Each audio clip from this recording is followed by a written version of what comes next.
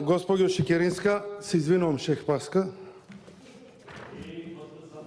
Ја вака, бидејќи вие не ќете да зборувате на темата за која што сте највака вична да зборувате и сте профилирана за таа тема, еве, ќе почнам од таа тема, бидејќи ова друго, мислам дека со колегиве малку повеќе го зборував. Заевет и бесплатно здравство за сите. Реализирано ли ова, колешке? Ова е 2016 ветено.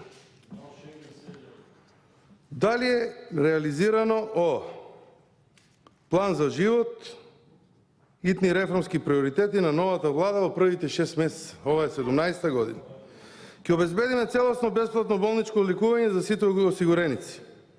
За таа цел ќе укинеме партиципацијата за болничко лекување. Че ова би требало негде пред крај на 2017 година да беше завршена работа.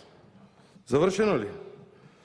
Ќе формираме фонд за финансирање на лекување во странство на деца до 18 години кој ќе мора итно да ги носи неопходните одлуки ослободен од политички и министерски притисоци.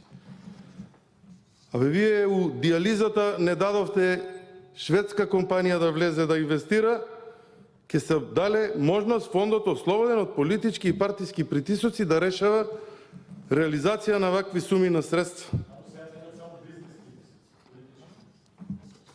Во реформите на итната медицинска помош.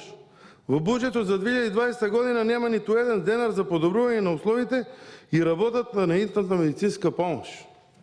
Ги нема, замислете, и оние амбулантни возила што требаше да бидат обезбедени, од што ќе опродаевте Мерцедес од ОНМ, знаете тоа ОНМ што го спомнувавте тука одговорница 2-3 години поред?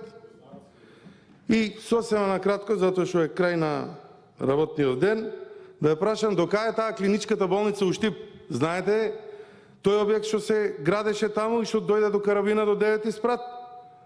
А еден државен секретар сегашен, секој ден држеше пресови пред него дека ништо не се работи. Добро е карабина што е. Да не беше карабина, немаше ни да го почнете. Скопскиот клинички центар, колешке Шахпаска, да спомнуваме, кога не убедува и не собираа тука дека не, ајде, местото не било таму како што треба, па правеше заеднички координации со Комисија за здравство, наши членови, ваши, ваму ќе почнам да го правам, таму ќе го почнам. Земјиштето не можете да го откупите таму кај што планирате да го правите, не клинички центар да направите. Да ви спомнувам за хепатитот у Штип, што не можат да откријат кај им се наоѓа, па 3 месеци ги маткаат луѓето, дека било од оперативно лекување 12 лица во ортопедија. Па излезе дека човек кој што не бил опериран и он фатил хепатит. И ај тоа ќе ви го оставам за реплика вака на крај. Благодарам.